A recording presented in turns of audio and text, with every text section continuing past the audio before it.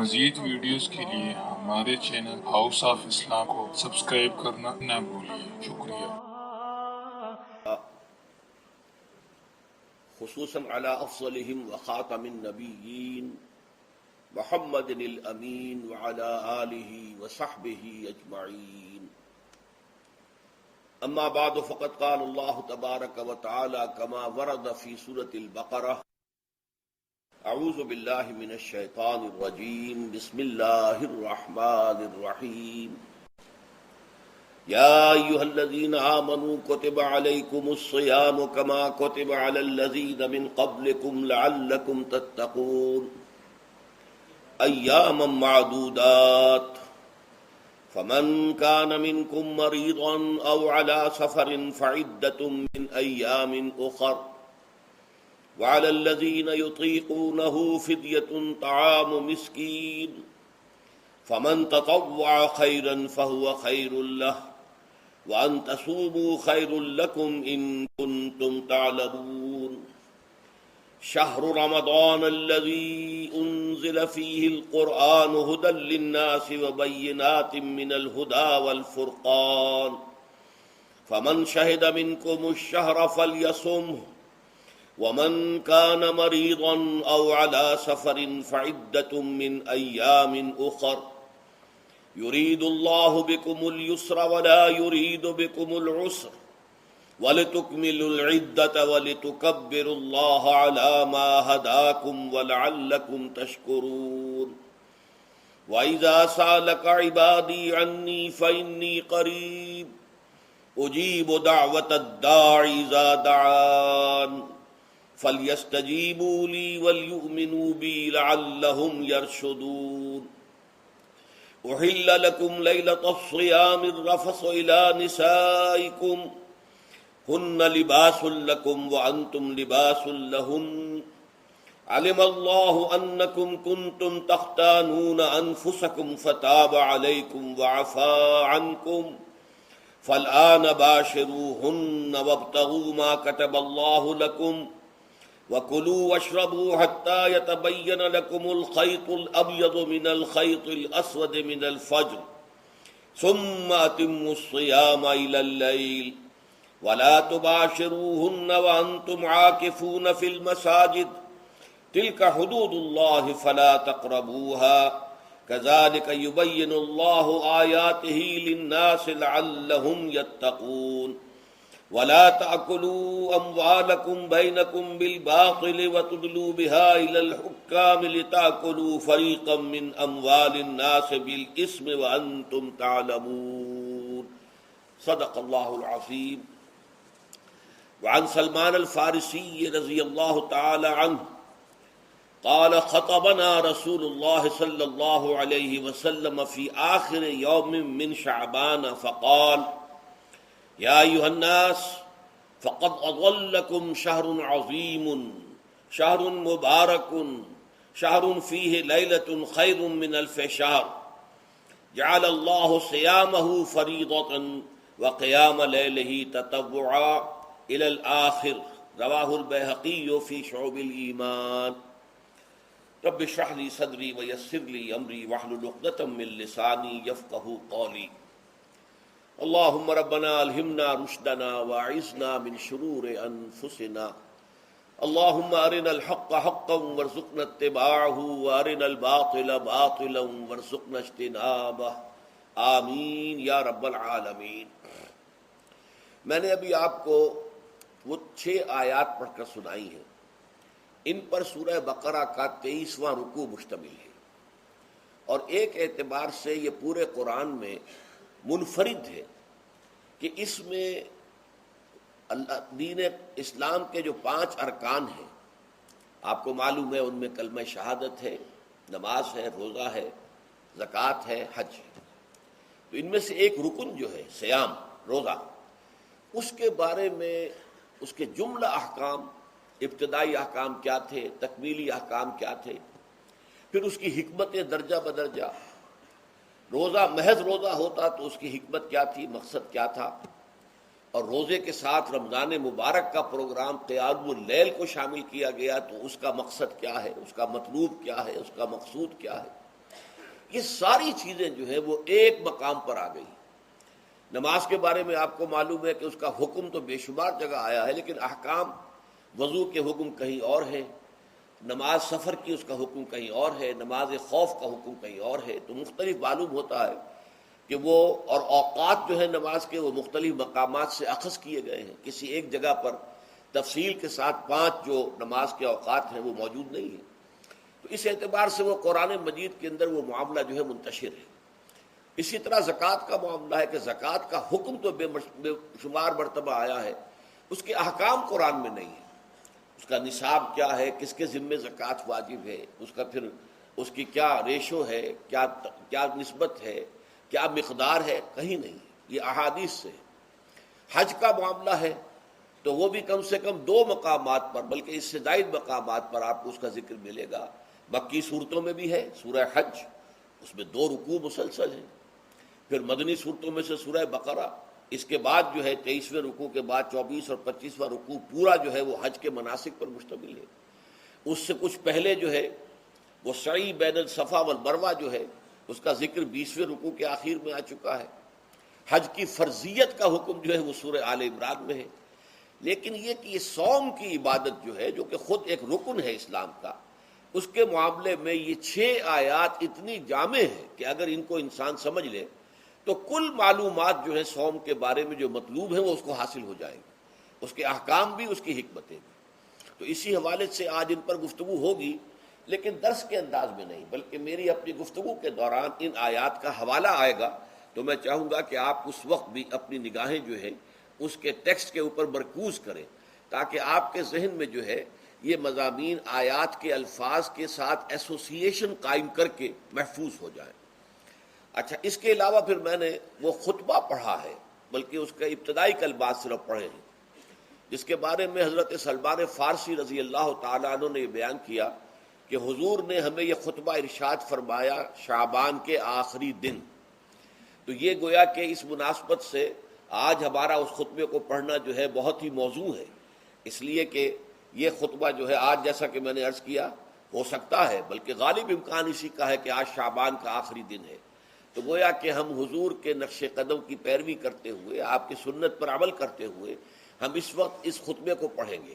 یہ خطبہ جو ہے اس کا مکمل ترجمہ جو تازہ ایشو ہے ندائے خلافت کا، اس میں سرورق پر درج کر دیا گیا نمایاں طور پر.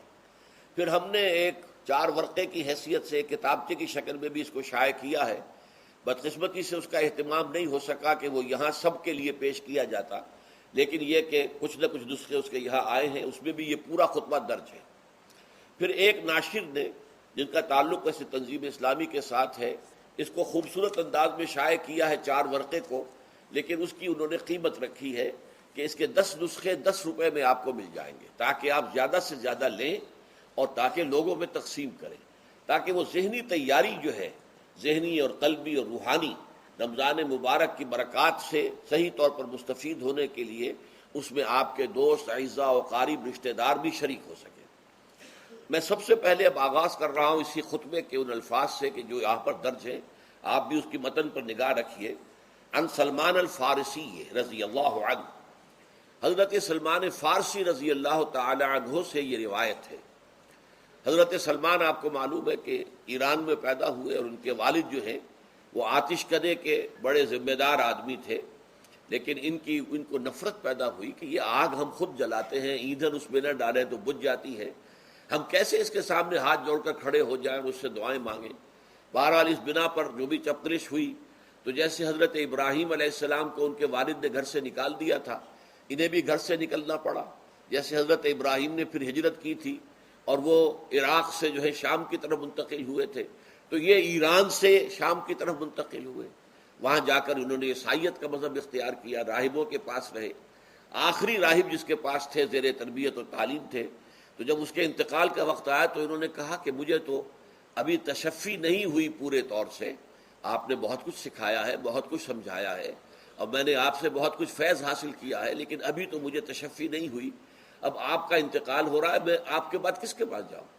تب اس نے کہا کہ میرا علم مجھے بتاتا ہے کہ نبی آخر الزمان کا ظہور اب قریب ہے اور وہ جنوب میں کھجوروں کی سرزمین میں ہوگا. تو تم جاؤ، ٹرائی یور لک، جاؤ دیکھو شاید قسمت تمہیں ان کے قدموں میں پہنچا دے۔ تو وہ وہاں سے روانہ ہوئے ایک قافلے کے ساتھ، قافلے پر ڈاکوؤں نے حملہ کیا، انہیں پکڑ کر غلام بنا لیا، غلام بنا کر بیچ دیا۔ لیکن یہ دیکھیے قسمت ان کی کہ مدینے کے یہودی نے خرید لیا، اب مدینے پہنچ گئے۔ اب وہاں خبریں انہیں مل رہی ہیں کہ مکے میں کسی صاحب نے دعویٰ کیا ہے نبوت کا، لیکن ان کے پاؤں میں تو غلامی کی بیڑیاں، یہ مکے تو نہیں جا سکتے۔ تو میں کہا کرتا ہوں کہ یہ اس شخص کی قسمت ہے کہ جیسے ہم کہتے ہیں کہ پیاسا کنویں کے پاس جایا کرتا ہے، کنواں تو پیاسے کے پاس نہیں آتا، لیکن یہاں کیا ہوا، کنواں چل کر پیاسے کے پاس پہنچا ہے۔ محمد الرسول اللہ صلی اللہ علیہ وسلم ہجرت فرما کر مدینے تشریف لے آئے۔ تب انہوں نے اپنے آقا سے ایک روز کچھ تھوڑی سی کھجوریں مانگی، لیں اور اجازت طلب کی اور جا کر حضور کی خدمت میں پیش کی، کیونکہ اس نے یہ بتایا تھا راہب نے کہ وہ ہدیہ تو قبول کر لیں گے، صدقات قبول نہیں کریں گے، صدقہ قبول نہیں کریں گے۔ تو اسی امتحان کے لیے جا کر حضور کی خدمت میں وہ کھجوریں پیش کی۔ حضور نے پوچھا کیا ہے، عرض کیا صدقہ، فرمایا نہیں میں صدقہ قبول نہیں کرتا، یہ غربا کا حق ہے، دے دو، تقسیم کر دو۔ پھر کچھ عرصے کے بعد پھر کچھ کھجوریں لی ہوگی اپنے اس آقا سے، پھر پہنچے، پھر جب حضور نے پوچھا کیا ہے، عرض کیا کہ یہ ہدیہ، آپ نے فرمایا ہاں ٹھیک ہے، ہدیہ میں قبول کرتا ہوں۔ تو فوراً قدموں میں گر گئے، ایمان لے آئے۔ اور ان کا معاملہ جو ہے یہ بھی جان لیجئے کہ یہ فقراء صحابہ میں سے تھے جو کوئی کام نہیں کرتے تھے، ہمہ وقت حضور کے ساتھ رہنا، اور اس اعتبار سے حضور نے ان کے بارے میں یہ بھی کہا ہے کہ سلمان و منا من اہل البیت، سلمان جو ہے وہ ہمارے اہل بیت میں شامل ہے رضی اللہ تعالی عنہ۔ ان کی روایت ہے قال خطبنا رسول اللہ صلی اللہ علیہ وسلم، تو وہ فرماتے ہیں کہ ہمیں خطبہ ارشاد فرمایا نبی اکرم صلی اللہ علیہ وسلم نے شعبان کے آخری دن، فقال، اور فرمایا یا ایھا الناس، اے لوگو، قد اظلکم شہر عظیم، تم پر ایک عظمتوں والا مہینہ سایہ فگن ہو گیا ہے۔ ظل کہتے ہیں سائے کو، اظلکم تم پر سایہ فگن ہو گیا ہے، ایک بہت عظمتوں والا مہینہ۔ اب دیکھیے یہ وہی ہے بات جو انگریزی کے محاورے میں ہے کہ coming events cast their shadows before, آنے والے واقعات کا ایک سایہ سا پہلے سے پڑ جاتا ہے۔ تو ابھی مہینہ شروع نہیں ہوا رمضان مبارک کا، لیکن وہ آیا چاہتا ہے، تو گویا کہ اس کا ایک سایہ پہلے آ گیا ہے، جس کو حضور فرما رہے ہیں کہ تم پر سایہ کر لیا ہے ایک ایسے مہینے میں کہ جو بہت عظمتوں والا ہے۔ شہر مبارک، وہ مہینہ بہت برکتوں والا ہے۔ شہر فیہ لیلۃ خیر من الف شہر، یہ وہ مہینہ ہے کہ جس میں ایک رات وہ بھی ہے کہ جو 1000 مہینوں سے افضل ہے۔ اور یہ ظاہر بات ہے قرآن مجید کی صورت ہے مکمل، انا انزلناہ فی لیلۃ القدر وما ادراک ما لیلۃ القدر لیلۃ القدر خیر من الف شہر، اس کی طرف اشارہ ہے۔ اب اس کے بعد جو جملہ ہے جعل اللہ صیامہ فریضۃ، اللہ نے اس مہینے کا روزہ رکھنا فرض قرار دے دیا ہے۔ وقیام اللیل، ایک تو قیام اللیل کے لفظ پر غور کیجیے، اور اس کی راتوں کے دوران کھڑے رہنے کو تطوعاً، آزاد مرضی پر چھوڑ دیا ہے۔ تو گویا کہ اس رمضان مبارک کے 2 پروگرام ہیں، ایک پروگرام دن سے متعلق ہے وہ ہے روزہ، اور ایک قیام رات سے متعلق ہے اور وہ ہے قیام اللیل۔ دن کا پروگرام فرض ہے، رات کا پروگرام فرض نہیں ہے، لیکن ایک طرح کی تشویق اور ترغیب، اس کے لیے جو ہے تحریص، یہ موجود ہے۔ ورنہ تو یہ ہے کہ ہر رات جو ہے اس میں تہجد آپ پڑھیں، رات کو کھڑے رہے، وہ اللہ تعالیٰ کو بہت پسندیدہ ہے۔ تہجد حضور کے لیے تو فرض کے درجے میں رہی ہے، لیکن عام مسلمانوں پر فرض نہیں ہے۔ البتہ جو کوئی کر سکے ان کے لیے یقیناً بہت اعلیٰ مراتب ہے، بہت اونچے درجات ہیں، تو وہ تو کسی بھی شب میں پورے سال آپ کریں، لیکن اس کے لیے خاص طور پر چونکہ اہتمام کیا گیا، لہذا جعلہ کا جو فعل ہے اس کے مفعول میں جہاں یہ شامل ہے، نمبر 1 جعل اللہ صیامہ فریضۃ، روزہ رکھنا فرض قرار دے دیا، اور اس کی راتوں کو کھڑے رہنا یہ تمہاری مرضی پر چھوڑ دیا، اسے فرض نہیں کیا ہے۔ بس اس تمہید کے بعد اب میں شروع کروں گا استقبال رمضان کے ضمن میں روزے کی حکمتیں کیا ہیں، اس کے احکام کیا ہیں۔ نمبر 1، شریعت محمدی میں روزے کی تدریجی فرضیت، یہ جو تمہیدی مضمون ہے اس ضمن میں وہ بہت اہم ہے۔ پہلی بات یہ جان لیجئے کہ اہل عرب جو ہیں، قریش بھی، اہل مکہ اور قریش کے تابع بقیہ تمام بنی اسماعیل بھی، اور ان کے تابع جو بھی عرب میں دوسرے قبیلوں کے لوگ تھے کہ جو عربی تھے اور مشرک تھے، وہ سب اس کے اندر مراد ہیں۔ تو فرمایا گیا کہ ان لوگوں میں روزے کی عبادت معروف نہیں تھی۔ یا تو یہ ہے کہ حضرت ابراہیم علیہ السلام کے زمانے میں روزے کی عبادت تھی ہی نہیں، کیونکہ یہ لوگ اپنے قول کے مطابق ملت ابراہیم پر تھے، لیکن یہ ہے کہ بہرحال روزے کی عبادت سے ناآشنا تھے۔ کیا وجہ ہے یہ ہم نہیں جانتے۔ آپ کو معلوم ہے نماز سے وہ واقف تھے، اگرچہ اس کا حلیہ انہوں نے بگاڑ دیا تھا، تالیاں بجاتے تھے، سیٹیاں بجاتے تھے یہ، لیکن نماز کہتے تھے اسے نماز۔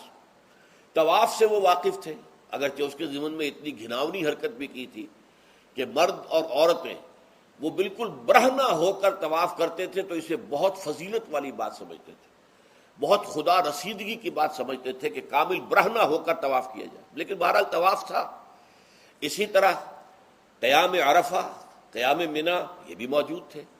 تو حج کے بھی بہت سے ارکان جو ہیں وہ ان کے ہاں معروف تھے، اور ویسے خیرات و صدقات، چاہے زکوٰۃ ایک خاص نظام کے تحت نہیں تھی، لیکن زکوٰۃ و صدقات، بھوکوں کو کھانا کھلانا، یہ ان کے ہاں اعلیٰ اقدار میں یہ چیزیں شامل تھیں، اخلاقیات کے اونچے مقامات میں۔ کہ صوم کا ان کے ہاں قطعاً کوئی ذکر نہیں تھا، روزے کی عبادت جو ہے ان کے ہاں بالکل نہیں تھی۔ البتہ صوم کا لفظ موجود تھا، یہ لفظ وہ استعمال کرتے تھے اپنے گھوڑوں کے لیے، روزہ رکھواتے تھے گھوڑوں کو۔ اس کا پس منظر یہ ہے کہ ان کے ہاں آپ کو معلوم ہے کہ لڑائی، دنگا فساد، جنگ، اور یہ کہ غارت گری کرنا، لوٹ مار کرنا، یہ تمام ان عرب قبائل کا پیشہ تھا، اصل پیشہ یہی تھا۔ اس میں ان کے پاس دو جانور تھے، ایک تو اونٹ۔ اونٹ جو ہے وہ ان کی جو آب و ہوا ہے اور ان کے جو حالات ہیں اس کے ساتھ پوری مطابقت رکھتا ہے، یعنی اسے کئی دن کھانے کو نہ ملے اسے پرواہ نہیں، ہفتہ بھر پانی نہ ملے اسے کوئی پرواہ نہیں۔ اس اعتبار سے دھوپ کی کتنی ہی جو ہے تپش ہو، اونٹ کو کچھ نہیں کہتی۔ لیکن یہ کہ وہ سست رفتار جانور ہے، لڑائی کے لیے، جنگ کے لیے، خاص طور پر غارت گری جہاں کرنی ہو، جہاں جا کر گویا کہ ڈاکہ مارنا، پھر دوڑنا ہے، بھاگنا ہے، واپس جانا ہے، تو انہیں گھوڑے کی ضرورت ہوتی تھی جو سریع الرفتار ہے۔ لیکن گھوڑے میں یہ اوصاف نہیں تھے، وہ بھوک کو برداشت نہیں کر سکتا، مزمحل ہو جائے گا، وہ پیاس کو برداشت نہیں کر سکتا، مزمحل ہو جائے گا، وہ دھوپ کو برداشت نہیں کر سکتا، مزمحل ہو جائے گا، اور اگر یہ گھوڑا مزمحل ہو جائے تو سوار کا کیا حشر ہوگا، وہ آپ اس سے اندازہ کر لیجئے کہ اصل میں تو پھر ہلاکت سوار کی ہوگی۔ اس لیے وہ اسے تیار کرتے تھے جنگ کی صعوبتوں کو برداشت کرنے کے لیے۔ اس کا دانہ پانی بند کر دیا، اور اس کا منہ جو ہے وہ عرب بدو جو ہوتا تھا خود تو اپنا چہرہ اور سر لپیٹ لیتا تھا کپڑے کے اندر، جب وہ چلتی تھی ان کے ہاں باد سموم، تیز آگ جیسی ہوا جو ہے جس کے اندر ریت کے ذرات بھی ایسے ہوتے تھے گویا کہ کسی بھاڑ کی جو ہے اس کے اندر کی ریت جو ہے وہ چلی آ رہی ہے، تو گھوڑے کا رخ ادھر کر کے کھڑے کر دیتے تھے اس کو، خود اپنے منہ پر ڈاٹا واٹا باندھا ہوا اپنی حفاظت کے لیے، تاکہ اس کے اندر دھوپ کی سختی برداشت کرنے کی عادت پیدا ہو جائے، پیاس کی برداشت کرنے کی عادت پیدا ہو جائے، بھوک کو برداشت کرنے کی۔ اس کو کہتے تھے صوم۔ صوم کے لفظی معنی رک جانا۔ اب یہ کھانے پینے سے رکا ہوا ہے، اور یہ دھوپ کی سختیاں برداشت کرنے کے لیے دھوپ کے اندر، اور وہ جو آتی تھی وہاں پہ باد سموم، اس کے اندر بھی اس کا سامنا کرنے کے لیے تیار ہے۔ تو یہ پس منظر ہے روزے کا لغوی اعتبار سے، اور یہ کہ اہل عرب جو ہے پرانے وہ اس عبادت سے ناواقف تھے، لہٰذا ہمیں پورے مکی قرآن میں اس کا کہیں ذکر نہیں ملتا۔ البتہ مدینے میں جب حضور تشریف لائے اور صحابہ کرام ہجرت کے بعد، تو یہاں آپ نے دیکھا کہ یہودی جو ہے وہ روزہ رکھتے ہیں یوم عاشورہ کا، 10 محرم کا۔ تو حضور نے دریافت کیا کہ یہ تم 10 محرم کو روزہ کیوں رکھتے ہو؟ تو انہوں نے کہا کہ یہ دن ہماری نجات کا دن ہے۔ 10 محرم کو اللہ تعالیٰ نے فرعون کو غرق کیا تھا اور ہمیں نجات دی تھی اس کے ظلم و ستم سے، تو شکرانے کے طور پر ہم روزہ رکھتے ہیں۔ تو حضور نے فرمایا کہ موسیٰ کے تو پھر ہم تم سے زیادہ حقدار ہیں، ہم موسیٰ کو مانتے ہیں علیہ الصلاۃ والسلام، ان کی عزت کرتے ہیں، قدر کرتے ہیں، تو ہم بھی روزہ رکھیں گے۔ تو آپ نے صحابہ کو حکم دیا کہ عاشورہ کا روزہ رکھا کرو۔ پھر کچھ عرصے کے بعد اللہ تعالیٰ کی طرف سے حکم آ گیا، اور یہ حکم جو ہے اس رکوع کی پہلی آیت کے اندر ہے، یا ایھا الذین آمنوا کتب علیکم الصیام کما کتب علی الذین من قبلکم لعلکم تتقون۔ لیکن جیسا کہ میں بعد میں بتاؤں گا، یہ حکم صوم رمضان کا نہیں ہے، بلکہ یہ کہ اللہ کے حکم سے پہلے 3 دن کے روزے فرض کیے گئے۔ ہر مہینے کی 13ویں، 14ویں اور 15ویں تاریخ کو روزہ رکھو۔ اس میں بڑی حکمت تھی، چونکہ یہ عرب عادی نہیں تھے روزے کے، تو انہیں تدریجاً خو کر کرنا تھا۔ ظاہر بات ہے کہ 30 دن جو ہے وہ تو ایک بڑی مدت ہے، اور ظاہر بات ہے کہ مئی کا مہینہ بھی آ جائے گا، اس میں جون بھی آئے گا، جولائی بھی آئے گا، قیامت خیز مہینے آ جائیں گے، تو بڑی ہمت جواب دے جائے گی۔ تو پہلے روزہ ہر مہینے 3 روزے رکھنے کی ان کو مشق کرائی جائے تاکہ یہ عادی ہو۔ یہ 3 روزے اگر مئی میں بھی آ گئے، جون میں بھی آ گئے، تب بھی ٹھیک ہے، اس کو انسان 3 دن کی تو مشقت برداشت کر سکتا ہے۔ تو پہلے یہ کیا گیا، لیکن اس کے ضمن میں یہ حکم دے دیا گیا، اس کو کہتے ہیں وجوب علی التخییر، یہ اختیار دے دیا گیا کہ یہ 3 روزے تم پر واجب کیے جا رہے ہیں، لیکن یہ کہ اگر تم یہ روزے نہ رکھو تو تم فدیہ دے سکتے ہو، 1 مسکین کو کھانا کھلانا صبح و شام۔ یہ ہے وجوب علی التخییر۔ دوسری رعایت یہ دی گئی کہ اگر کوئی شخص ان 3 تاریخوں میں بیمار ہو یا سفر پر ہو تو وہ تعداد دوسرے دنوں میں پوری کر لے۔ یہ ہے گویا کہ سب سے پہلا حکم جو دیا گیا ہے، اور اس کے ضمن میں اب میں چاہتا ہوں کہ آیت نمبر 2 آپ اچھی طرح پڑھ لیں، اپنا سامنے رکھیے اور اس کے حوالے سے یہ بات سمجھ لیجیے۔ ایام معدودات، یہ دن ہیں چند گنتی کے۔ مجھے حیرت ہوتی ہے کہ جدید جو مفسرین ہیں جنہوں نے اردو میں ترجمے کیے ہیں، تفسیریں کی ہیں، ان سب کے نگاہوں سے یہ بات اوجھل رہی کہ یہ در حقیقت رمضان کے روزے کا ذکر نہیں ہے، بلکہ اس ابتدائی حکم سے متعلق ہے کہ جو ہر مہینے میں 3 دن کے روزے رکھنے کا حضور نے دیا تھا۔ لیکن یہ کہ میرا اپنا ذاتی واقعہ یہ ہے زندگی کا، اور یہ اہم واقعات میں سے ہے، میں جب میڈیکل کالج میں پڑھتا تھا، سمجھیے 19-20 سال کی میری عمر، اس وقت بھی مجھے یہ احساس ہوا تھا کہ یہ جو 2 آیات آئی ہیں یہاں ایک دوسرے کے تقابل میں، یہ بیک وقت نازل نہیں ہو سکتی، ان میں وقفہ ہوگا، اور یقیناً پہلا حکم کسی اور پس منظر میں ہے، دوسرا حکم جو بعد میں ہم دیکھیں گے وہ کسی اور پس منظر میں ہے۔ تو میری رائے یہ تھی، اور میں اس پر قائم بھی تھا، بیان بھی کرتا تھا، لیکن ڈرتا تھا، اس لیے کہ اس وقت تک جتنی تفسیریں میں نے دیکھی تھی، ترجمے دیکھے تھے، ان میں سے کسی نے یہ بات کہی نہیں تھی۔ تو ایک آدمی اپنی رائے کے اوپر اتنی بڑی بات کہہ دے تو میں ڈرتا رہتا تھا، لیکن کہتا تھا کہ میری رائے یہی ہے۔ پھر اتفاق سے جماعت اسلامی ہند کا ترجمان ہوتا تھا ماہنامہ زندگی، عروج احمد قادری صاحب اس کے مدیر تھے۔ وہ جو ایک پرچہ آیا اس میں انہوں نے تنقید کی تھی مولانا سید انور شاہ بخاری رحمۃ اللہ علیہ پر، کہ ان کشمیری رحمۃ اللہ علیہ سے ان کے اوپر یہ تنقید کی تھی کہ انہوں نے یہ عجیب بات کہہ دی ہے کہ یہ جو حکم ہے یہ رمضان کا نہیں ہے، بلکہ رمضان سے پہلے جو حضور نے حکم دیا تھا 3 دن کے روزے رکھنے، اس سے متعلق ہے۔ اب مجھے اس کے اوپر پورا اطمینان ہو گیا کہ اگر سید محمد انور شاہ کاشمیری رحمۃ اللہ علیہ کی رائے یہ ہے تو متفق گردید رائے بو علی بارائے من، مجھے اب اس سے زیادہ اور کسی سند کی ضرورت نہیں۔ بعد میں نے جب تفسیر کبیر امام رازی رحمۃ اللہ علیہ کی اس کا بھی مطالعہ شروع کیا تو میں حیران ہوا کہ سلف میں تو یہ رائے کثرت سے موجود تھی۔ کیا سبب ہوا ہے کہ آج کے دور کے جو مترجمین اور مصنفین ہیں ان کی نگاہوں سے بالکل یہ بات اوجھل ہو گئی؟ اس معاملے کو میں حل آج تک نہیں کر سکا، لیکن اب میں پورے تیقن سے آپ سے کہہ رہا ہوں کہ یہ جو پہلی 2 آیتیں ہیں ان کا تعلق صوم رمضان سے نہیں ہے، بلکہ ان کا تعلق ہے وہ 3 دن کی۔ اس کی سب سے بڑی دلیل اس کے اندر موجود ہے ایام معدودات، گنتی کے چند دن۔ اب 30 یا 29 دن جو ہے وہ گنتی کے چند دن نہیں ہو سکتے، وہ اچھی بڑی تعداد ہے۔ پھر یہ ہے کہ یہ معدودات جو ہے اس کو کہا جاتا ہے جمع قلت، یہ زیادہ سے زیادہ 9 پر اس کا اطلاق ہوتا ہے، اس وزن پر جو جمع آتی ہے۔ اور اس میں جو ہے خود قرآن مجید میں حج کے سلسلے میں منا کے قیام کے ضمن میں الفاظ آئے ہیں، ایام معدودات فمن تعجل فی یومین فلا اسم علیہ ومن تاخر فلا اسم علیہ۔ منا میں قیام ہے گنتی کے چند دن، تو جو 2 دن ہی میں جلدی کر کے وہاں سے واپس ہو جائے اس پہ بھی کوئی اس گناہ نہیں ہے، اور جو مؤخر کر کے 3 دن پورے کرے اس پر بھی کوئی گناہ نہیں۔ تو وہاں پر بھی نظیر موجود ہے کہ 2 یا 3 دن پر اس کا اطلاق ہو رہا ہے، تو یہاں پر ایام معدودات سے لازماً یہ مراد ہے کہ یہ 3 دن جو ہے ہر مہینے میں 13ویں 14ویں 15ویں در حقیقت اس روزے سے متعلق یہ آیت آ رہی ہے۔ اور یہ بھی نوٹ کر لیجئے کہ رمضان کے روزے کی فرضیت کے بعد بھی حضور کا معمول اور آپ کے صحابہ کا اور جو بھی ہمارے ہاں اتباع کرتے ہیں حضور صلی اللہ علیہ وسلم کا نوافل میں بھی ان کا یہ معمول ہے، ہر مہینے میں یہ 3 روزے حضور بعد بھی رکھتے تھے اور آپ کے بہت سے صحابہ رکھتے تھے، اور آج بھی ہمارے ہاں بہت سے لوگ جو دیندار ہیں اور جن کے اندر یہ جذبہ ہے اتباع سنت کا، وہ رکھتے ہیں۔ 13ویں 14ویں اور 15ویں تاریخوں کا ان کو ایام 20 کہتے ہیں، اس کی راتیں روشن ہوتی ہیں، 13ویں رات 14ویں رات 15ویں رات، چاند جو ہے اس کے اندر آپ کو معلوم ہوتا ہے 14ویں کو تو مکمل ہوتا ہی ہے، 13ویں اور 15ویں کا بھی تقریباً مکمل ہے۔ تو ایام 20 کے روزے جو ہیں بعد میں بھی برقرار رہے ہیں، لیکن نفلاً، فرض اس کے بعد جو ہے وہ رمضان کے روزے ہو گئے۔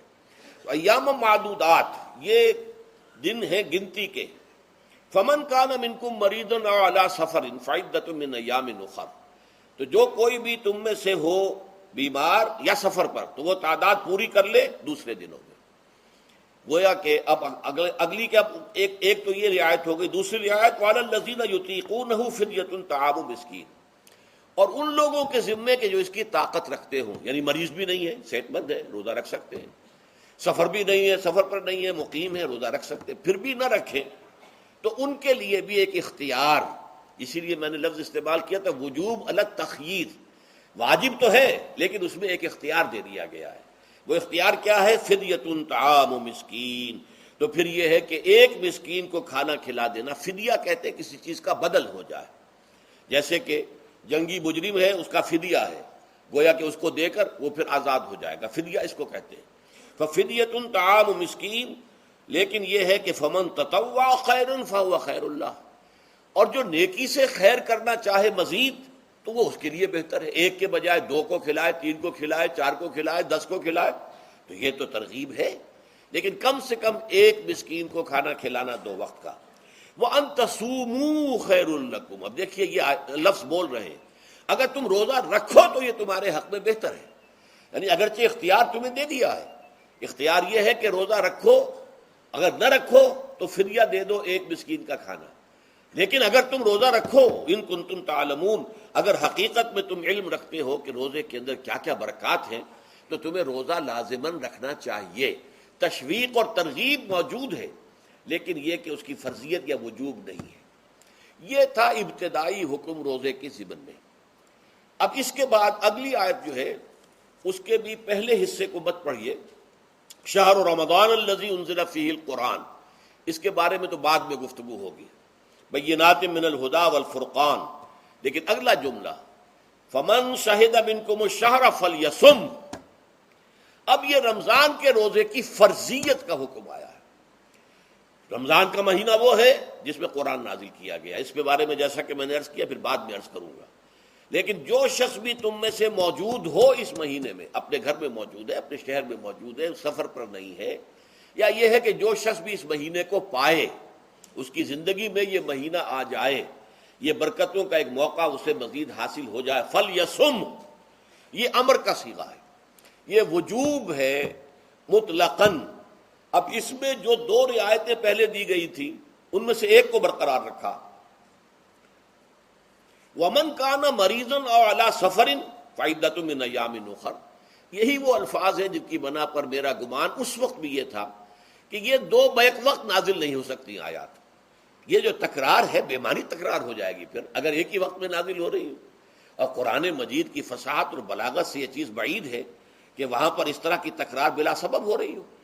قرآن میں اور بہت سی آیات ہیں جن میں کہ آپ کو معلوم ہے کہ پورا رکوع ہے سورہ مزمل کا، جس میں قیام اللیل کا حکم ہے، پھر اسی کے آخر میں وہ آیت شامل کر دی گئی ہے جو کم سے کم 1 سال بعد نازل ہوئی ہے، جس میں کہ رات کے قیام کا وجوب ختم کر دیا گیا، اور صرف یہ کہ جتنا بھی تم سے ممکن ہو سکا کرو، ضروری نہیں ہے کہ تہائی شب ہو، آدھی ہو، 2 تہائی ہو، جتنا بھی ممکن ہو قرآن پڑھا کرو رات کو، گویا کہ وہ فرضیت جو تھی قیام اللیل کی وہ ختم ہو گئی۔ اس حوالے سے وہ جو ناسخ ہے، منسوخ کرنے والی آیت بھی اس کے ساتھ ہی رکھ دی گئی ہے، تاکہ وہ جو اصل حکم تھا وہ بھی برقرار سامنے رہے، اور جس نے آ کر اسے منسوخ کیا وہ بھی برقرار رہے اور سامنے رہے۔ اسی طرح یہاں پر بھی یہ حکم آیا، کتنے عرصے کے بعد آیا یہ مجھے معلوم نہیں، لیکن یہ کچھ عرصے کے بعد آیا ہے کہ رمضان کا مہینہ وہ ہے کہ جس میں قرآن نازل کیا گیا. اب جو شخص بھی اس مہینے کو پائے اس پر لازم ہے کہ اس کے روزے رکھے. ہاں من کان مریضا او علی سفر، جو شخص ہو مریض، بیمار ہو یا سفر پر ہو، فعدۃ من ایام اخر، تو وہ تعداد پوری کر لے دوسرے دنوں میں. یرید اللہ بکم الیسر ولا یرید بکم العسر، اللہ تمہارے ساتھ آسانی چاہتا ہے، سختی نہیں چاہتا. یہ اصل میں کیوں کہا ہے اس کی وجہ سمجھ لیجئے. آج بھی آپ کو اپنے ہاں ایسے لوگ مل جائیں گے جن کا تقویٰ کا تصور اتنا غلط ہو گیا ہے کہ 104 درجے کا بخار ہے، روزہ چھوڑنے کو تیار نہیں. بھلے آدمیوں، اللہ نے تمہیں ایک رخصت دی ہوئی ہے تو خام خواہ اپنے اوپر یہ شدت کیوں لے رہے ہو؟ لیکن لیتے، روزہ چھوڑنے کو تیار، روزہ قضا نہیں کروں گا. سفر پر جا رہے ہیں اور روزہ قضا کرنے کو تیار نہیں. ایک موقع پر ایک غزوے کے دوران ایسا ہوا کہ کچھ لوگوں نے روزہ رکھا ہوا تھا، لیکن وہ اتنے یوں سمجھیے مزمحل ہو گئے کہ جب پڑاؤ پر پہنچے تو جن کا روزہ نہیں تھا انہوں نے تو بڑی چاق و چوبند طریقے سے خیمے نصب کیے، سارا بندوبست کیا، اور یہ جا کر بے سدھ ہو کر بے ہوش ہو کر گر پڑے. تو حضور نے فرمایا ان کو دیکھ کر، لیس من البر الصیام فی السفر، سفر میں روزہ رکھنا یہ کوئی نیکی کا کام نہیں ہے. یہ نیکی کا غلط تصور ہے کہ جو تم نے اپنے اختیار کر لیا. یہ تمہارے اندر تشدد پسندی پیدا ہو رہی ہے. دین کے احکام میں جو مقصد ہے وہ کیا ہے؟ یرید اللہ بکم الیسر ولا یرید بکم العسر. اسی پر عمل کرتے ہوئے حضور نے فرمایا ہے کہ جو بھی علماء دین ہیں یا جو رہنمایان دین ہیں ان کا کام کیا ہے؟ آپ نے فرمایا یسروا ولا تعسروا، دیکھو آسانیاں پیدا کرو، سختیاں پیدا نہ کرو. دین میں سختیاں پیدا کرنا بھی وہ اسر اور اغلال بن جاتا ہے کہ جس کو رفع کرنے کے لیے اور جس سے لوگوں کو، یہودیوں کو اور تمام اہل کتاب کو نجات دینے کے لیے اللہ تعالیٰ نے اپنے رسول محمد صلی اللہ علیہ وسلم کو بھیجا. وَيَضَعُ عَنْهُمْ إِصْرَهُمْ وَالْأَغْلَالَ الَّتِي كَانَتْ عَلَيْهِمْ، کہ جہاں وہ نیکی کا حکم دیتے ہیں، بدی سے روکتے ہیں، پاکیزہ چیزوں کو حلال ٹھہراتے ہیں اور خبیث چیزوں کو، ناپاک چیزوں کو حرام قرار دیتے ہیں، وہیں وہ لوگوں کے اوپر سے وہ بوجھ بھی ختم کرتے ہیں کہ جو انہوں نے خام خواہ اپنے اوپر لاد لیے. تو ان میں سے یہ بھی ہے کہ یہ نیکی کا کام نہیں ہے کہ آپ سفر میں ہیں اور روزہ رکھ رہے ہیں. یرید اللہ بکم الیسر ولا یرید بکم العسر وَلِتُكْمِلُوا الْعِدَّةَ، لیکن یہ بات واضح رہے کہ اب تمہارے لیے تعداد کو پورا کرنا لازم ہے. یہ نہیں ہے کہ آپ اس کی جگہ پر فدیہ دے دیں تو بات پوری ہو جائے گی. نہیں، روزے کی تعداد آپ کے رمضان میں 2 روزے 3 روزے چھوٹ گئے بیماری کی وجہ سے، ٹھیک ہے، لیکن دوسرے دنوں میں اس کی قضا دینی لازم ہے. وہ روزے رکھنے جو ہے آپ پر لازم ہے، ان کا کوئی بدل جو ہے وہ فدیہ نہیں ہو سکتا. البتہ یہ نوٹ کر لیجئے، یہ حکمت نبوی ہے کہ یہاں اگرچہ وہ فدیے کا حکم جو ہے گویا کہ بظاہر قرآن مجید کے الفاظ سے محسوس ہوتا ہے کہ مطلقاً منسوخ ہو گیا، لیکن حضور نے اس کو خاص حالتوں میں باقی رکھا ہے. کوئی شخص اتنا بوڑھا ہو چکا ہے یا خاتون اتنی بوڑھی ہو چکی ہے کہ دن بھر کا فاقہ جو ہے اس میں اندیشہ ہے کہ کہیں ہلاک نہ ہو جائے. کوئی مریض ہے، مرد ہے یا عورت ہے، وہ ڈائبٹیز کی مریضہ ہے، اس کو وہ شوگر کا مرض ہے اور وہ اس کو برداشت نہیں کر سکتی، شوگر لیول بہت نیچے ہو جائے تو موت واقع ہو سکتی. کوئی ایسا مریض ہے جس کو مرض سے شفا پانے کی اب کوئی امید ہے ہی نہیں کہ میں مرض سے شفا پا جاؤں گا یا پا جاؤں گی تو اس کے بعد میں روزہ مکمل کر دوں گی. نہیں، ایسے لوگوں کے لیے حضور نے اس رعایت کو برقرار رکھا ہے کہ ایسے لوگ اگر ایک مسکین کو کھانا کھلا دیں تو یہ فدیہ بن جائے گا. لیکن جو بھی شخص صحت مند ہو اور صحت کی توقع رکھتا ہو اور جو شخص بھی طاقت رکھتا ہو روزے کا قضا کر دینے کا، اس کے لیے لازم ہے کہ روزوں کی قضا کرے. وَلِتُكْمِلُوا الْعِدَّةَ وَلِتُكَبِّرُوا اللَّهَ عَلَى مَا هَدَاكُمْ، اور تاکہ تم اللہ کی کبریائی کا اعلان کرو اس چیز پر کہ جو اس نے تمہیں ہدایت عطا فرمائی ہے. اب اس کا ایک تو ظاہر ہے کہ جب روزے ختم ہوتے ہیں عید الفطر میں تکبیر، اضافی تکبیرات کے ساتھ 2 رکعتیں ہیں جو ہم ادا کرتے ہیں. احناف کے نزدیک 6 اضافی تکبیرات ہیں اور اہل حدیث کے نزدیک 12 ہیں، لیکن تکبیرات ہیں اضافی.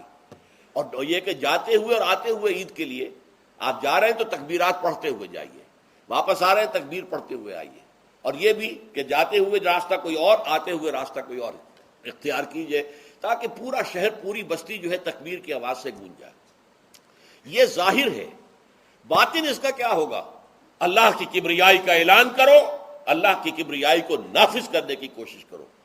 جب اللہ نے تمہیں ہدایت دے دی ہے، تمہیں اپنے دین حق سے نواز دیا ہے، اب تمہارا فرض ہے کہ اس کو قائم کرو، اس کے لیے جد و جہد کرو، اس کے لیے تن من دھن لگاؤ، اس کے لیے جان اور مال سے جہاد کرو۔ وَلِتُكَبِّرُوا اللَّهَ عَلَى مَا هَدَاكُمْ وَلَعَلَّكُمْ تَشْكُرُونَ، اور تاکہ تم واقعتاً شکر کرو۔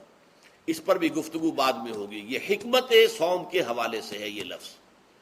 اس کے بعد جو ہے ایک آیت چھوڑ کر پھر اگلی 5ویں آیت پڑھیے۔ یہ ہے تکمیلی احکام۔ ابتدائی احکام آ گئے، نمبر 2 میں صوم رمضان کا حکم آ گیا۔ نمبر 3 پر ہوا کیا تھا کہ جب روزوں کا حکم دیا گیا تو چونکہ مثال آپ نے رکھی تھی یہود کی کہ یہود جو ہے عاشورہ کا روزہ رکھتے ہیں تو ہم بھی کیوں نہ رکھیں، مسلمانوں تم بھی رکھو۔ اس سے گمان یہ کیا گیا کہ جو احکام یہود کی شریعت میں ہیں روزے کے، شاید وہی ہماری شریعت میں بھی ہے، اور ان کی شریعت میں یہ تھا کہ رات کو سو گئے تو روزہ شروع ہو گیا، اور وہ روزہ اب نہ کوئی سحری ہے نہ رات میں کے دوران کوئی میاں اور بیوی جو ہے وہ ہم بستری کر سکتے ہیں، بلکہ یہ کہ وہ روزہ صبح سے لے کر پھر جب رات کے بعد صبح آئے گی، صبح سے پھر دوپہر اور شام اور غروب آفتاب پر جا کر روزہ ختم ہوگا۔ گویا کہ کم و بیش 20 گھنٹے کا روزہ یا 21 گھنٹے کا روزہ، کیونکہ اگر غروب آفتاب کے 3 گھنٹے کے بعد آدمی سو گیا تو وہاں سے جو روزہ شروع ہوا ہے تو غروب آفتاب پر اگلے روز جو ہے وہ ختم ہوگا، تو ہو جائے گا 20-21 گھنٹے کا روزہ۔ یہ روزے کا حکم لوگوں نے سمجھا، اس کی صراحت کوئی نہیں تھی، لیکن لوگ جو ہے چونکہ صراحت منفی بھی نہیں تھی مثبت بھی نہیں تھی، لہذا وہ رات کے وقت میں جب جو دن ہوتے تھے روزوں کے، ان کی راتوں میں وہ اپنی جو بھی ایک طبعی ضرورت ہے، جو ہم بستری ہے میاں اور بیوی کی، شوہر اور بیوی کی، وہ کر گزرتے تھے۔ جذبات کے اندر جو بھی اس وقت ان کی احتیاج ہوئی، دل میں کھٹک رہتی تھی کہ پتہ نہیں ہم نے یہ صحیح کام کیا نہیں کیا، غلط کیا، تو اس سے یہ کہ ظاہر بات ہے کہ پھر قرآن مجید اسے قرار دے رہا ہے اپنے آپ سے خیانت کرنا۔ جب انسان اپنے ضمیر کے خلاف کوئی بات کر رہا ہو تو چاہے وہ بات صحیح ہے لیکن وہ اسے گناہ سمجھ کے کر رہا ہے تو اس نے تو گناہ کیا، وہ اپنے آپ سے تو خیانت کر رہا ہے۔ ایک شخص ہے وہ بکری کا گوشت کھا رہا ہے لیکن سمجھتا یہ کہ یہ سور کا گوشت ہے، تو اس نے تو سور ہی کا کھایا نا، اس نے بکری کا تو نہیں کھایا، لیکن اس نے سمجھا یہ کہ یہ سور کا گوشت اور کھا رہا ہے۔ تو اس حوالے سے ایک دغدغہ سا دل میں رہتا تھا، پریشانی۔ تو اب جو یہ 5ویں آیت ہے، طویل ترین آیت ہے اس سلسلے کی، اس میں روزے کے تکمیلی احکام آ گئے جو ابدی ہیں، آج تک قائم ہیں اور قیامت تک قائم رہیں گے۔ فرمایا احل لکم لیلۃ الصیام الرفث الی نسائکم، اے مسلمانوں روزے کی راتوں میں تمہارے لیے حلال کر دیا گیا ہے اپنی بیویوں سے اپنی خواہش کا پورا کرنا۔ رفث الی نسائکم ہن لباس لکم وانتم لباس لہن، وہ تمہارے لیے بمنزلہ لباس ہیں۔ جیسے لباس کے اور انسان کے بدن کے درمیان کوئی حجاب نہیں ہوتا، ایسے ہی شوہر اور بیوی کے درمیان بھی کوئی حجاب نہیں رہتا۔ ہن لباس لکم وانتم لباس لہن، اور ویسے بھی ایک معنی میں کہ جیسے لباس آپ کو گرمی کی شدت سے بچاتا ہے، ورنہ ہو سکتا ہے کہ تیز دھوپ جو ہے جو عرب میں ہوتی تھی وہ تو آپ کی کھالوں کو جلا دے، تو یہ حفاظت کا ایک ذریعہ بھی ہے۔ اسی طریقے سے شوہر کے لیے بیوی اپنی عفت و عصمت کو برقرار رکھنے کے لیے ایک ذریعہ ہے کہ کہیں حرام میں منہ نہ مارے، بیوی موجود ہے، حلال ذریعے سے اپنی خواہش پوری کرے۔ اور بیوی کے لیے شوہر اسی طریقے سے ایک ڈھال بن جاتا ہے کہ اسے خام خواہ ادھر ادھر دیکھنے کا کوئی خیال بھی کبھی نہ آئے، اس کی جو بھی نفسانی خواہش ہے اس کی شوہر پورا کر رہا ہے۔ تو اس اعتبار سے بھی ہن لباس لکم وانتم لباس لہن۔ علم اللہ انکم کنتم تختانون انفسکم، اللہ کے علم میں ہے کہ تم اپنے آپ سے خیانت کر رہے تھے۔ اس کی وضاحت میں پہلے کر چکا ہوں کہ دل میں یہ دغدغہ تھا کہ یہ حرام کام اور کر رہے ہیں، یہ گویا کہ اپنے آپ سے خیانت، اللہ سے بغاوت نہیں تھی۔ کیوں کہ اللہ تعالیٰ کی طرف سے تو حکم تمہیں معلوم تھا ہی نہیں، ابھی آیا اس کی اجازت ہے یا نہیں ہے، لیکن اپنے آپ سے تو خیانت کر رہے ہو نا، تم یہ سمجھ رہے تھے کہ یہ نہیں ہونا چاہیے، یہ گویا کہ ممنوع ہے اور کر رہے تھے، تو اس کو کہا کہ تم اپنے آپ سے خیانت کر رہے تھے۔ علم اللہ انکم کنتم تختانون انفسکم فتاب علیکم، تو اللہ نے تم پر اپنی رحمت اور مغفرت کے ساتھ توجہ فرمائی، یعنی جو کچھ اب تک ہو چکا ہے اسے اللہ نے معاف کر دیا، اسے صاف کر دیا، کلین سلیٹ۔ اب تمہارا جو اعمال نامہ ہے اس میں اس طرح کا اگر کوئی عمل درج ہو گیا ہے تو وہ اللہ نے صاف کر دیا ہے۔ وعفا عنکم، اور تمہیں معاف بھی کر دیا ہے۔ فالآن باشروہن، تو اب تم ان کے ساتھ جو بھی تعلق زن و شو ہے اس کو اختیار کر سکتے ہو. فالآن باشروہن وابتغوا ما کتب اللہ لکم، اور حاصل کرو وہ کچھ جو کچھ اللہ نے تمہارے لیے لکھ دیا ہے. یہ تعلق زن و شے سے دو چیزیں ہیں کہ جو مقصود ہیں. ایک تو سب جانتے ہیں اولاد، ہر انسان کی خواہش ہوتی ہے کہ میری نسل کا تسلسل باقی رہے. لیکن نمبر دو ایک شے اور ہے، قرآن مجید میں بیان کیا گیا، بلے تسکنو الیہا، اس میں ایک سکون ہے. اس میں جو بھی ہے، جو بھی عمل ہے مباشرت کا، اس میں ایک اعصابی طور پر سکون کی کیفیت انسان کو حاصل ہوتی ہے. تو یہ بھی مطلوب و مقصود ہے.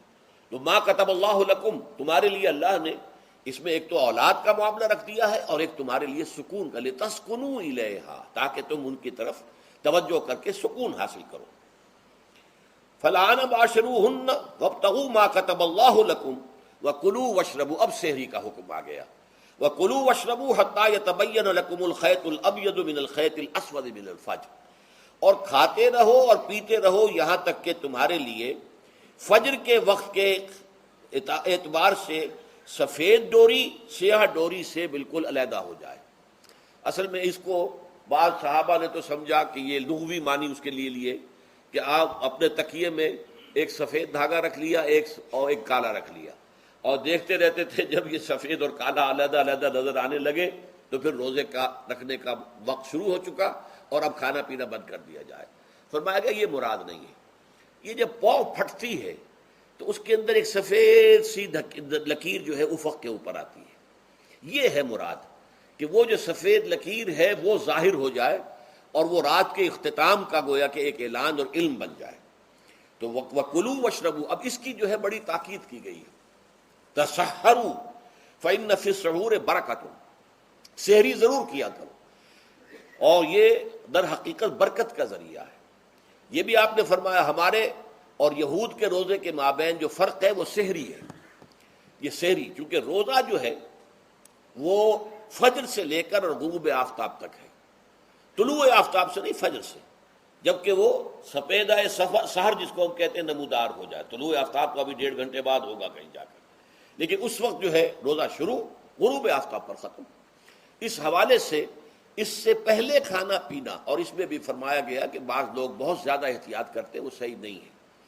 اس لیے کہ فجر کے لیے اذان جب دیتے تھے تو اس میں بعض حضرات ذرا جلدی کرتے تھے. حضور نے فرمایا کہ نہیں، دیکھو یہ ذرا جلدی کر دیتے ہیں، اگر تم میں سے کسی کے ہاتھ میں پیالہ ہے، ابھی وہ کچھ کھا رہا ہے، اذان ہو گئی ہے، تو وہ اپنا پیالہ پورا کر لے. اس میں بھی تشدد کی ضرورت نہیں. جیسے کہ اس سے پہلے ہم پڑھ چکے یسروا ولا تعسروا یرید اللہ بکم اليسر ولا یرید بکم العسر، اللہ تمہارے ساتھ آسانی چاہتا ہے، سختی نہیں چاہتا.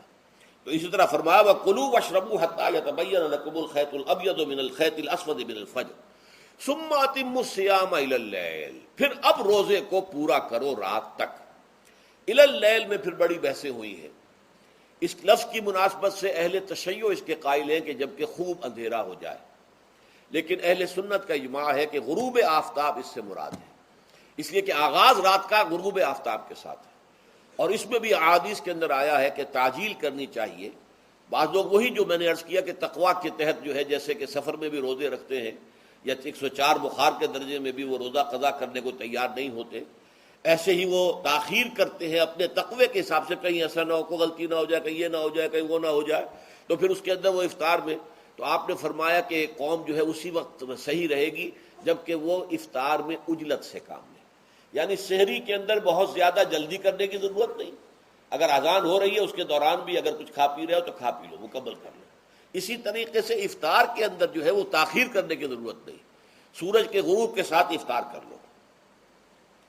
وَلَا تُبَاشِرُوهُنَّ وَأَنْتُمْ عَاكِفُونَ فِي الْمَسَاجِدِ، ہاں اپنی بیویوں سے تم مباشرت نہ کرو، تعلق زن و شو قائم نہ کرو جبکہ تم مسجدوں کے اندر معتکف ہو. یہ اعتکاف کا ذکر ہو گیا.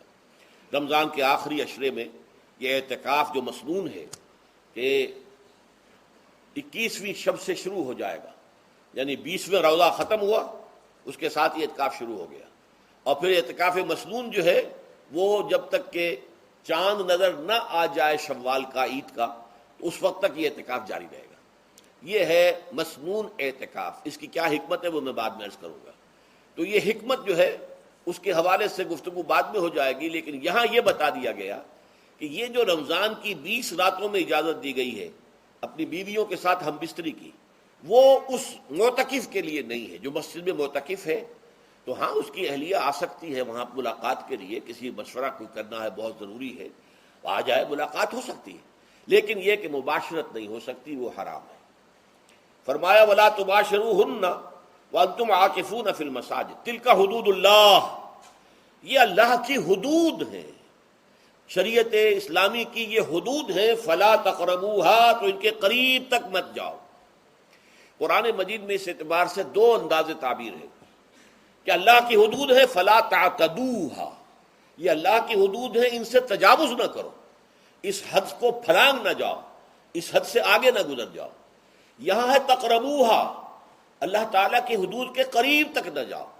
اس کی وجہ ایک حدیث میں بیان کر دی گئی ہے کہ جیسے ہر بادشاہ کی ایک چراگاہ ہوتی ہے، وہ صرف شاہی جو بھی ہیں جانور ہیں ان کے، یا گھوڑے ہیں یا کوئی اور ہیں، ان کے چرنے کے لیے ہے، وہاں پہ کوئی رعایت کا کوئی آدمی اپنی بھیڑ بکریاں وغیرہ نہیں لے جا سکتا۔ وہ حما کہلاتا تھا کہ یہ شاہ کے لیے مخصوص ہے، لکل ملک حمن وحم اللہ محارمہ، اللہ بھی بادشاہ ہے کائنات کا، ارض و سما کا، اس نے بھی جن چیزوں کو حرام کر دیا ہے وہ حما ہے، اس میں داخل نہیں ہونا تمہیں۔ تو فرمایا کہ جو چرواہا اپنی بھیڑوں کو بالکل اس کی آخری حد تک لے جائے گا تو اندیشہ ہے کہ کوئی بھیڑ کوئی بکری چھلانگ لگائے اور اس چراگاہ میں داخل ہو جائے۔ اس لیے کیپ ایٹ اے ڈسٹینس، ایک فاصلے پر رہو۔ احتیاط کا تقاضا یہ ہے کہ اس آخری حد کے قریب نہ جاؤ، فلا تقربوہا، اس کے قریب نہ جاؤ۔ ان حدود کی تو سختی کے ساتھ پابندی کرنی ہے۔ ان کے لیے یہ ہے کہ ان کو نہ صرف یہ کہ ان سے تجاوز نہیں کرنا، بلکہ ان سے ذرا کچھ فاصلے ہی پر اپنے آپ کو رکھنا ہے۔ کذالک یبین اللہ آیاتہ للناس، اسی طریقے سے اللہ تعالیٰ واضح کرتا ہے اپنی آیات کو لوگوں کے لیے، وَلَعَلَّهُمْ يَتَّقُونَ، اور تاکہ وہ پھر تقویٰ کریں، بچیں۔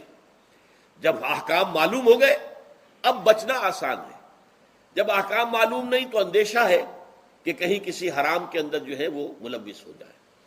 جیسے کہ ایک حدیث میں آتا ہے کہ الحلال بین والحرام بین وبینہما مشتبہات، حلال کیا ہے یہ بھی واضح ہے، حرام کیا ہے یہ بھی واضح ہے، البتہ ان دونوں کے مابین کچھ چیزیں ہوتی ہیں متشابہات، پتہ نہیں حلال ہے کہ حرام ہے، تو تم بچو، ان چیزوں سے بھی بچو، اس لیے کہ اس کے اندر حرام ہونے کا اندیشہ ہے نا، لہذا ان سے بھی بچو۔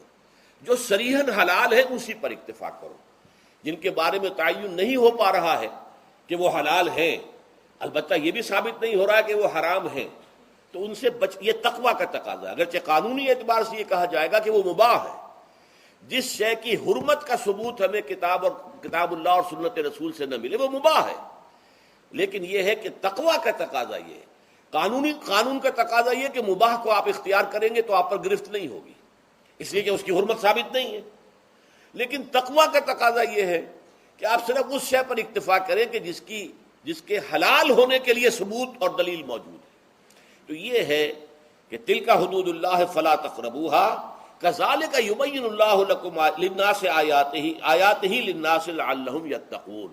یہ احکام ہے تکمیلی روزے کے، جس کے ضمن میں میں نے کچھ احادیث نبویہ کے حوالے سے بھی ان کی مزید وضاحت کر دی۔ اب آئیے تیسری بات، روزے کا اصل حاصل کیا ہے۔ اب پہلی آیت پر ہمیں توجہ دینی ہوگی، یا ایھا الذین آمنوا کتب علیکم الصیام، اہل ایمان تم پر روزہ فرض کیا گیا، لکھ دیا گیا، طے کر دیا گیا، اگرچہ جیسا کہ میں نے عرض کیا یہ ابتدائی حکم ہے اور اس میں وجوب علی تخییر وہ بعد میں آ چکا دوسری آیت میں، کما کتب علی الذین من قبلکم، جیسے کہ یہ فرض کیا گیا تھا ان پر جو تم سے پہلے تھے، یعنی یہود اور نصارہ، ان پر بھی یہ روزہ جو ہے یہ فرض تھا۔ البتہ احکام مختلف ہو گئے، جیسے جمعے کا دن اور جمعے کو چھوڑ کر یہودیوں نے سبت کا دن اختیار کیا، عیسائیوں نے جو ہے وہ سنڈے کو اختیار کر لیا، لیکن احکام میں فرق ہے۔ وہاں پورے سبت کے دن، ہفتے کے دن کاروبار دنیاوی مطلقاً حرام، لیکن ہمارے ہاں شریعت کے اندر آسانی پیدا کی گئی کہ صرف جمعے کی اذان سے لے کر نماز ادا ہو جانے تک وہ حرام ہے، لیکن باقی یہ ہے کہ اس سے پہلے بھی اگر کرو اور بعد میں جب فَإِذَا قُضِيَتِ الصَّلَاةُ فَانتَشِرُوا فِي الْأَرْضِ وَابْتَغُوا مِن فَضْلِ اللَّهِ، جب نماز ادا ہو چکے تو جاؤ، منتشر ہو سکتے ہو زمین میں اور اللہ تعالیٰ کے فضل کو تلاش کر سکتے ہو۔ تو اسی طریقے سے اگرچہ حکم روزہ جو ہے وہ تو سابقہ امتوں میں بھی تھا، لیکن یہ اس کے احکام جو ہے ان کے اندر تغیر و تبدل ہے۔ کتب علیکم الصیام کما کتب علی الذین من قبلکم لعلکم تتقون، تاکہ تمہارے اندر تقوی پیدا ہو جائے۔ اب یہ ہے حکمت صوم کی پہلی آیت۔ تقوی کسے کہتے ہیں؟ بچنا۔ کس چیز سے بچنا؟ اللہ نے جو چیزیں حرام کی ان سے بچنا، اللہ کے احکام کو توڑنے سے بچنا۔ دیکھیے یہ لفظ جو ہے اس کا مادہ ہے وا، قاف اور یا، وقا۔ وقا یقی کے معنی ہے کسی کو بچانا۔ ہم دعا مانگتے وقنا عذاب النار، اے اللہ ہمیں آگ کے عذاب سے بچا لے۔ لیکن اتقا بنتا ہے باب افتعال، واو تے میں شامل ہو گئی تو اتقا، اور اسی سے تقوی ہے۔ تقوی کے معنی کیا ہے؟ بچنا، خود بچنا۔ وقا یقی دوسرے کو بچانا۔ بچنا اللہ کے احکام کو توڑنے سے، اللہ کی حرام کردہ چیزوں میں ملوث ہونے سے، اللہ کے غضب سے، غصے سے، اللہ کی ناراضگی سے، اور آخرت میں اللہ کے عذاب سے۔ یہ بچنے کی روش ہے، پوری زندگی میں بھی اس کو جاری رکھو۔ یہ تقوی زندگی میں کیا ہوگا؟ اللہ کے احکام کو توڑنے سے بچنا، اللہ کی حرام کردہ چیزوں میں ملوث ہو جانا، ان کا استعمال کرنا، کھانے پینے سے متعلق ہو یا وہ شہوت سے متعلق ہو یا کسی اور چیز سے متعلق ہو، اس سے بچنا۔ اور یہ بچنا جو ہے آخرت میں نتیجہ خیز ہوگا، جہنم سے بچاؤ ہو جائے گا، آگ کے عذاب سے نجات مل جائے گی۔ اچھا روزے کا اس سے تعلق کیا ہے یہ سمجھ لیجئے۔ دیکھیے ہمارے گناہوں کا سب سے بڑا سبب ہمارے نفسانی تقاضے ہیں۔ ہم ایک حیوان بھی ہیں اور حیوان سے برتر بھی کچھ ہے، وہ میں بعد میں عرض کروں گا، لیکن حیوان تو ہے۔ جیسے ہر حیوان کو کچھ خوراک کی ضرورت ہے، ہمیں بھی ضرورت ہے۔ ہر حیوان کو بقائے نسل کا معاملہ جنسی ہے، وہ ہمارا بھی ہے۔ ہر حیوان کو کوئی نہ کوئی سر چھپانے کی جگہ چاہیے، کوئی گھونسلہ ہو، کوئی کھو ہو، کوئی بل ہو، کچھ بھی ہو، کچھ تو چاہیے آخر۔ اسی طریقے سے ہمارے سارے تقاضے ہیں۔ حیوانات کو بھی آرام چاہیے، ہمیں بھی آرام چاہیے۔ یہ حیوانی تقاضے جو ہیں، جن کو ہم کہیں گے اینیمل انسٹنکٹس، ہمارے وجود کے اندر ہیں یہ، اور ان کا تقاضا ہمارے اندر سے ابھرتا ہے۔ اسی کو اڈ اینڈ لیبیڈو کہا ہے فرائڈ نے۔ جدید نفسیات کا بابا آدم جو ہے وہ فرائڈ ہے، اس نے اسے اڈ اور لب سے تعبیر کیا ہے، اس سے اوپر سیلف کو لایا ہے، اور اس کے بعد جو ہے وہ سپر ایگو ہے۔ تو یہ تین درجے اس نے متعین کیے ہیں، اور میں اس کی دقت نظر، ایکیوٹی آف آبزرویشن کا بہت قائل ہوں۔ اگرچہ نظریات کا جو نتیجہ اس نے نکالا ہے وہ غلط ہے، لیکن ایکویٹی آف آبزرویشن کا قائل ہوں کہ اس نے انسانی شخصیت کے 3 لیولز کو آئیڈینٹیفائی کیا ہے۔ یہی 3 لیولز ہمارے ہاں ہیں، نفس، قلب، روح، یہ 3 لیولز ہیں۔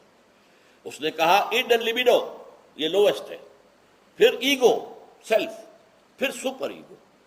3 لیول وہ بھی مانتا، اگرچہ ان کی تعبیر اس نے غلط کی ہے، لیکن جہاں تک اڈ اور لیبیڈو کی تعبیر ہے وہ صحیح ہے، وہ حیوانی تقاضے ہیں۔ اچھا ان حیوانی تقاضوں کے بارے میں یہ بات بالکل واضح رہنی چاہیے کہ یہ اندھے بہرے ہیں، انہیں صرف اپنی گریٹیفیکیشن، اپنے تسکین سے جو ہے ساری بحث ہے، اس سے کوئی غرض نہیں کہ حلال ذریعے سے ہو، حرام ذریعے سے ہو۔ پیٹ کھانے کو مانگتا ہے بھوک کے اندر، اب آدمی جو ہے حرام کے اندر بھی بیمار بیٹھتا ہے، یہاں تک کہ خود شریعت اجازت دیتی ہے کہ اگر جان پر بن جائے، آدمی جو ہے وہ فاقے سے مر رہا ہو، تو وہ کوئی حرام چیز کھا کر بھی اپنی جان بچا سکتا ہے، لیکن عام حالات میں نہیں۔ لیکن ہو سکتا ہے ہمارا چٹخارا جو ہے وہ حرام کی طرف ہمیں لے جائے۔ کسی کو واقعتاً اللہ نہ کرے کہ سور کے گوشت کا چسکا لگ جائے، وہ اس کے بغیر بچتا ہی نہیں، کھاتا ہے۔ شراب کی عادت ہو گئی، پیتا ہے، یہ نہیں۔ تو ہمارا پیٹ مانگتا ہے، اور اسے اس سے غرض نہیں کہ حلال سے کھایا ہے یا حرام سے کھایا۔ ہماری شہوت اپنی تسکین چاہتی ہے، اسے اس سے غرض نہیں کہ حلال سے یا حرام سے، جائز سے یا ناجائز سے۔